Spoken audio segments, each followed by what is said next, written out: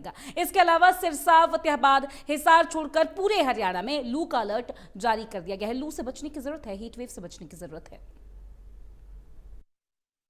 गर्मी का प्रकोप जारी हो चुका है। बात करें सुबह शाम को जहां ठंड रहती है तो दिन को समय तापमान बढ़ जाता है। हीट वेव का जो थपेड़ा है आम जन को लगने लगा है। स्वास्थ्य की बात करें तो बच्चों को लेकर, महिलाओं को लेकर, गर्भवती महिलाओं को लेकर, बुजुर्ग को लेकर किस तरह बरतनी है सावधानी, हमारे साथ मौजूद है डॉक्टर दिव्या मंगले जी, डिप्टी सीएमओ यमुनानगर। मैम, आपका इंडियन न्यूज हरियाणा में स्वागत है। थोड़ा इंडियन न्यूज के दर्शकों को बताएं कि कैसे अपन देखभाल करें। आजकल जैसे आपने कहा कि बहुत ज्यादा गर्मी हो रही है, the maximum temperature is going up to almost more than 40 degree centigrade and the minimum जाता है 23 डिग्री सेंटीग्रेड तक। तो ये जैसे टेम्परेचर वेरिएशन भी एक ही दिन में बहुत ज्यादा हो जाती है, और इस वजह से जो सीनियर सिटीजन्स है या जो पीडियाट्रिक एज ग्रुप है या जो normal not the high risk जो नॉर्मल बंदे भी हैं, उनके लिए भी we have to be very careful. जो सबसे ज्यादा रिस्क इस टाइम पे रहता है वो रहता है डिहाइड्रेशन का, और हाइपरथर्मिया हो सकता है, या जिसको हम हीट एग्जॉशन कहते हैं, और हीट एग्जॉशन बढ़ते बढ़ते हीट स्ट्रोक बन जाता है। तो इसका जो मेन प्रिकॉशन हमें लेना है, first, second and the third thing, तीनों मतलब चीजें इम्पोर्टेंट है। फर्स्ट इज जैसे हमें अपनी हाइड्रेशन का ध्यान रखना है, पानी खूब ज्यादा पीना है। सेकेंड ये है कि अगर जरूरी ना हो तो घर से बाहर पीक आवर्स ऑफ सनलाइट जो होते हैं, जैसे कि 11, 11:30 या 12 बजे से लेके 4 बजे तक ना निकलें। तीसरी बात यह है कि अगर निकलना है तो एक अम्ब्रेला अपने को कवर करने के लिए, कोई शेड जैसे हैट वगैरह लेके चलें, और अपने साथ एक पानी की बोतल लेके चलें।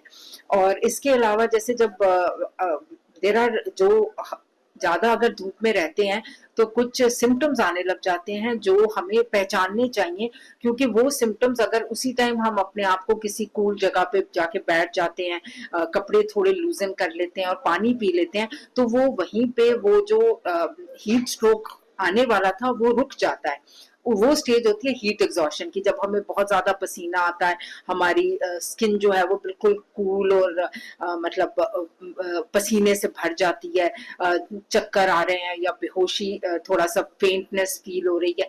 उसी टाइम अपने आप को पानी पिए, एक ठंडी कूल रूम में बैठ जाएं, तो ये रिवर्स हो जाएगा। पर अगर हम इन सिम्टम्स को इग्नोर करेंगे तो ये हीट एग्जॉशन बढ़ते बढ़ते हीट स्ट्रोक, या जिसको हम हाइपरथर्मिया कहते हैं, वो हो जाएगा। हाइपरथर्मिया में ये होता है कि body temperature goes more than 100, it may go up to 104 degree Fahrenheit, जो कि बहुत ज्यादा नुकसानदायक हो जाता है। बॉडी बिल्कुल ड्राई हो जाती है, डिहाइड्रेशन के सिम्टम्स आने लग जाते हैं, पसीना आना बंद हो जाता है, लॉस ऑफ कॉन्शियसनेस हो जाता है, और जब लॉस ऑफ कॉन्शियसनेस हो गया तो उस टाइम पानी पीने का नेचुरली तरीका नहीं रह जाता, फिर हमें आईवी ड्रिप लगानी पड़ती है। और इसी को देखते हुए जो स्टेट की हेल्थ की तरफ से एडवाइजरी आई है कि जितने भी हेल्थ के इंस्टीट्यूशंस हैं हमारे डिस्ट्रिक्ट में और स्टेट में, उन्हें ये प्रोविजन रखना चाहिए कि एक तो टेम्परेचर मेंटेन रहे हॉस्पिटल्स का, वहाँ पे पानी पीने का अरेंजमेंट हो, वहाँ पर आईवी फ्लूइड अवेलेबल हो, अगर पावर कट का कहीं पे जैसे ज्यादा होती है तो एक बैकअप या जनरेटर का सिस्टम अपना दुरुस्त करके रखें, और एक अलग वार्ड्स चिन्हित कर लें जो बड़े हॉस्पिटल्स हैं, जहां पर जो पेशेंट्स विद हाइपरथर्मिया आ रहे हैं उनके लिए एडमिशन की फैसिलिटी हो, वो रूम हमेशा जैसे कूल्ड हो, आइदर थ्रू कूलर्स और थ्रू एंड एयर कंडीशनिंग, या फिर वहां पर मतलब पीने का पानी भी सारे हॉस्पिटल्स में अरेंजमेंट होना चाहिए। इसके अलावा जैसे बच्चों के स्कूल की जब तक गर्मी की छुट्टियां नहीं होती, हमारे को ये मतलब ध्यान देना चाहिए कि तो बच्चों को उनके साथ उनकी वाटर बॉटल जरूर दें, और जैसे जब बच्चे स्कूल जाते हैं तो ये एक स्कूल के टीचर्स को भी ये ध्यान देना चाहिए कि हर 2 पीरियड्स के बाद बच्चों को इनकरेज करें कि या तो वो जाके पानी पियाएं जहां पर वाटर कूलर्स लगे हों स्कूल में, या फिर वो अपनी वाटर बॉटल से ही पी ले। अगर हम सिर्फ बच्चों को एक ही ब्रेक देते हैं, मतलब जो लंच टाइम है, तो वो सिर्फ फिर उसी टाइम पानी पियेंगे, जो कि एक लंबा गैप आ जाएगा उनके पानी पीने में।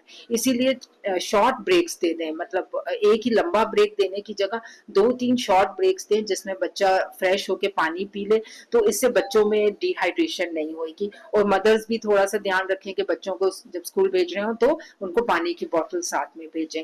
और सिर्फ पानी नहीं, एक हमारे पास जैसे स्टेट हेल्थ डिपार्टमेंट की तरफ से ये भी है, ORS की फैसिलिटी भी सारे हेल्थ इंस्टीट्यूशंस में है।